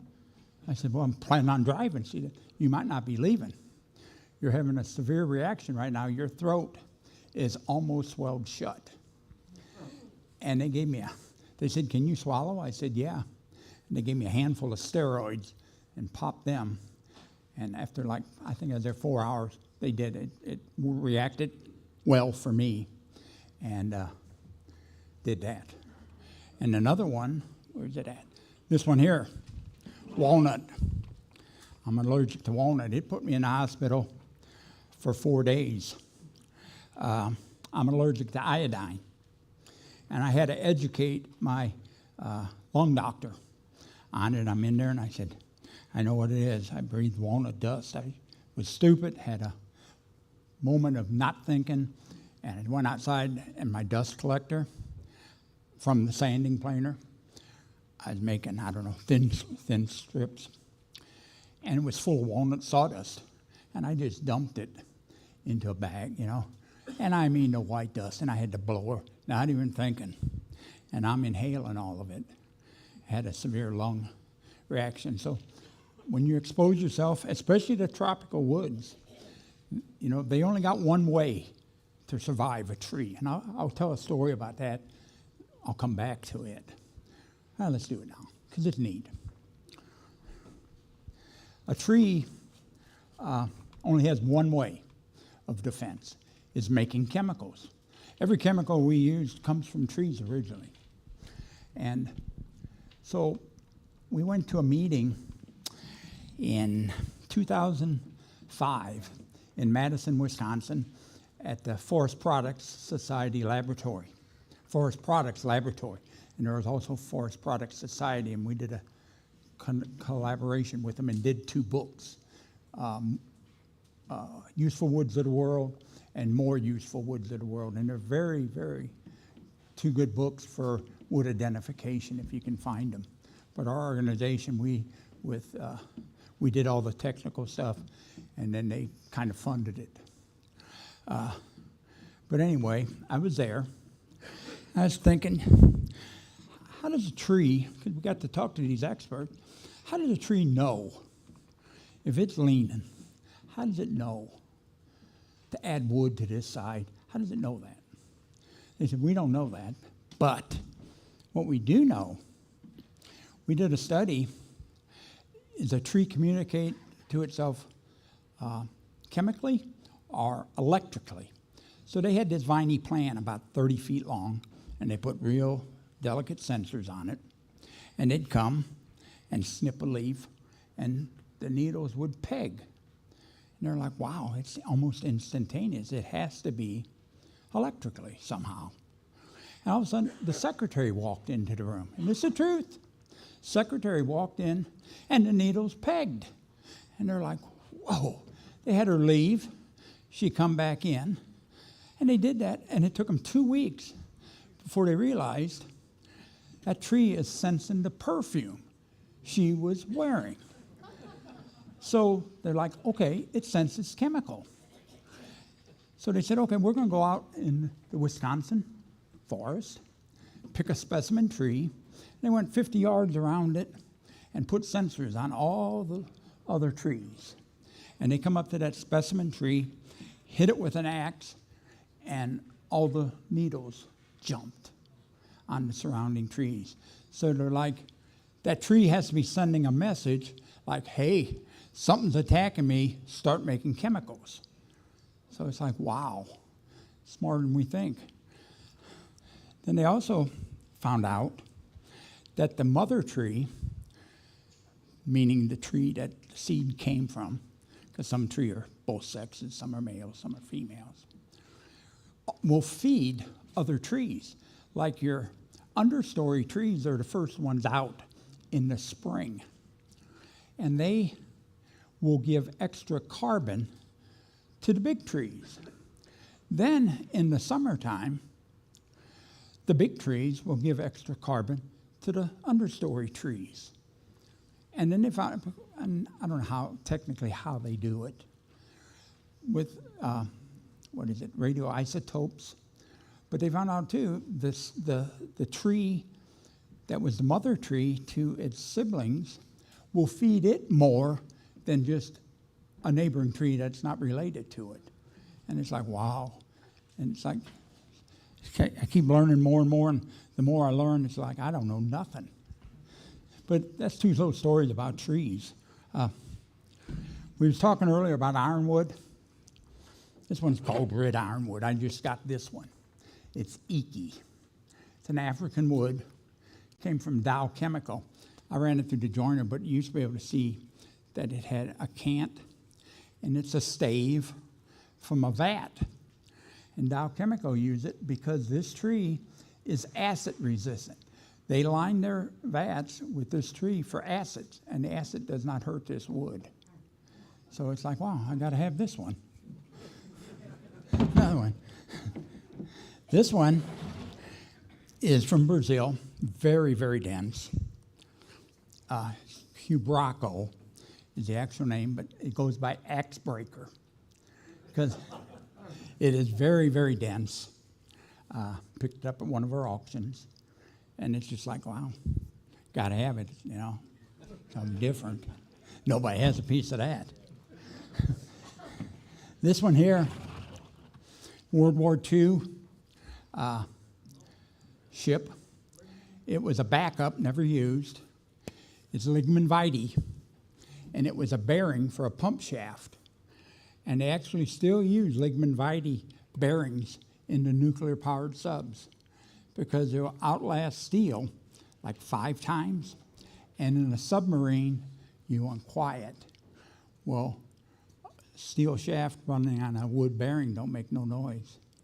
So the government has a bunch of ligament vitae saved. But that's ligament vitae. No, oh no.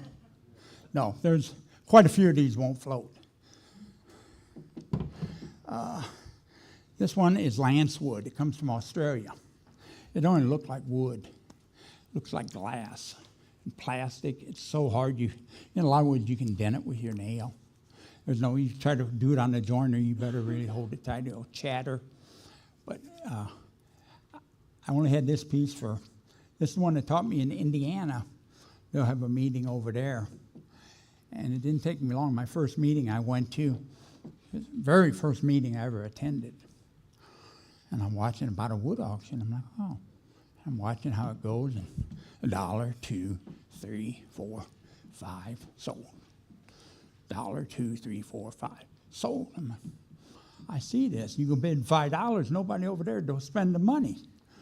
If I said, I'll get this, $5. Nobody bid. I got it. And that's the very first piece of wood I got at an auction. But it's lance wood, and I finally found another piece of it. So I want to, but I'll pass this one around because it's worth, I mean, it's unbelievable. It looks like a cedar tree a little bit, but very, very dense. Rip it up. Okay. Got a couple here. This one and this one. I got another one that's poison right here. Jamaican dogwood.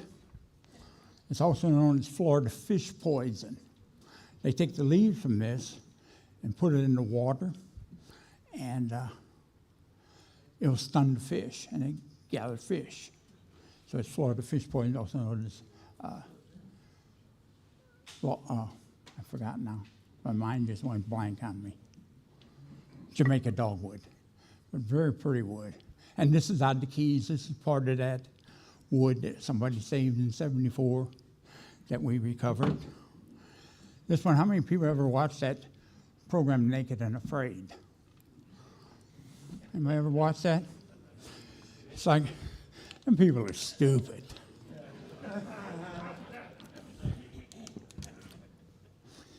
It's like, go out in the woods in the thorn or desert naked. Like, one of the programs, there was a guy and a gal, I guess most of them do that, is who watches a lot, because I've only seen it a few times. But one of them, the gal said, we can't camp under this tree. He said, oh, and the guy, yeah, we can. He said, no, you can't. It's this tree here. I ain't gonna say the name yet. He said, no, we can't. And she didn't, and he did. And it rained that night, and woke up, and he had nasty welts on him. And this is oh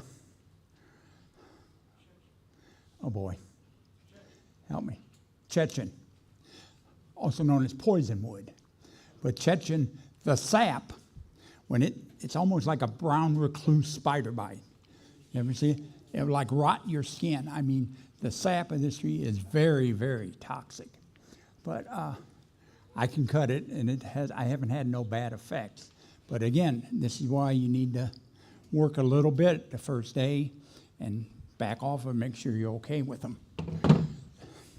Hercules Club, also known as toothache tree. The cambium layer, when it's green, if you have a toothache, you cut that off, and it's like a Novocaine. It will actually numb your mouth and protect you, or eliminate the pain. This one here, this is a good one. East India rosewood. You see there's little grooves on here. Sometimes you'll get it. There'll be a little tenon cut on the end of it. Have you guys ever seen wood with a little tenon cut on it? Yeah? Not too many of you? They do that because they can ship it. It's a furniture part. Oh, really? So they'll put a tenon on it. I got a piece of 4x4, and it has a tenon cut on it. And they said, well, they can ship it out. It's a furniture part. So it's always an angle, isn't it? This one, I was going to bring my log, and I forgot. But this is snake wood. This is probably, there's an argument between it and pink ivory of the rarest woods in the world. And I think snake wood is really the rarest. It only grows on the very, very northern part of South America, and is at the French Guiana Islands up there. There's a few islands. That's the only place. They've tried to get it to grow in botanical gardens, and they can't get it to grow. So it's the only place it'll grow in the world. I got a log of it. It was about that big around and that, split in half. And then I got another one that was shipped to me because I said I was going to be the keeper. But you can see a pattern in it. But it's very expensive if you can even get it anymore, that piece. This one's got some checks in it, but that's probably about a $30 piece of wood.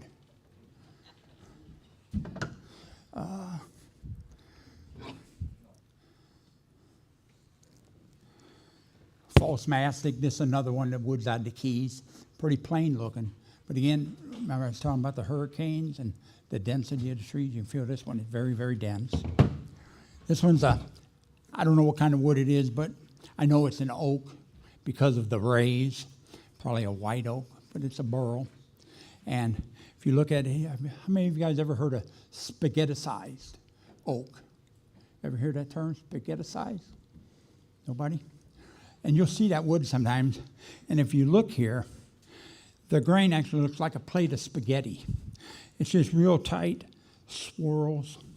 They don't really know what causes it, but it's just real tight little circles and swirls. And I just thought it was cool, and I got to have it. This one is a piece of fire of Pakistan. And it's just a spalder, but I like it because of the bark. That was pretty neat. And it's pretty much of a plain Jane wood, but I think it spalds very easily. It's a fairly light tree, but fire of Pakistan. And last but not least is a burl.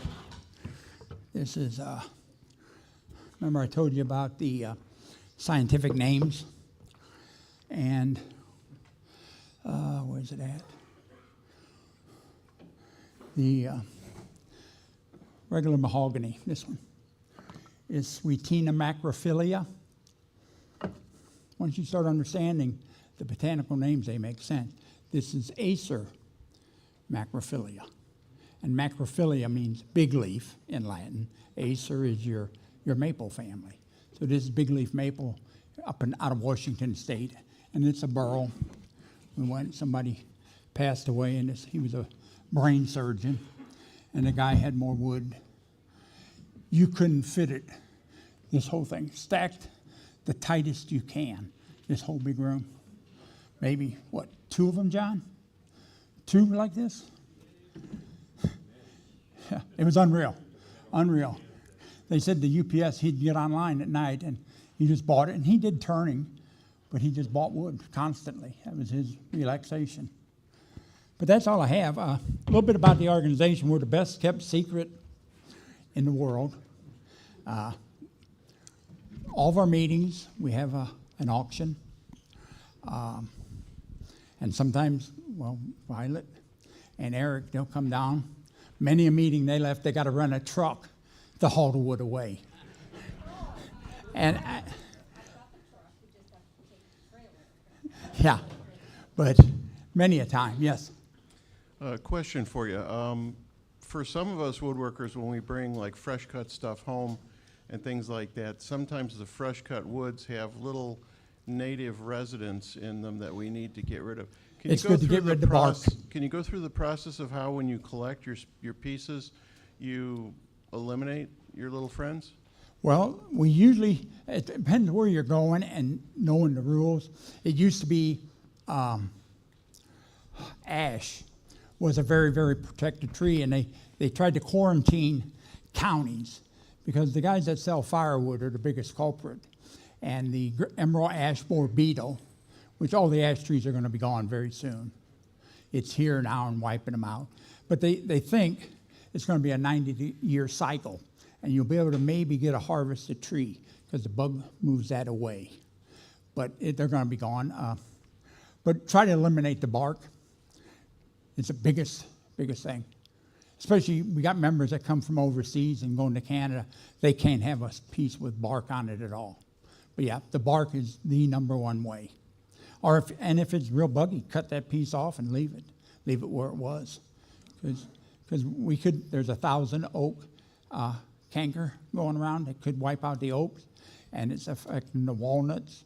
So we could lose all of our walnut trees, all the oak trees.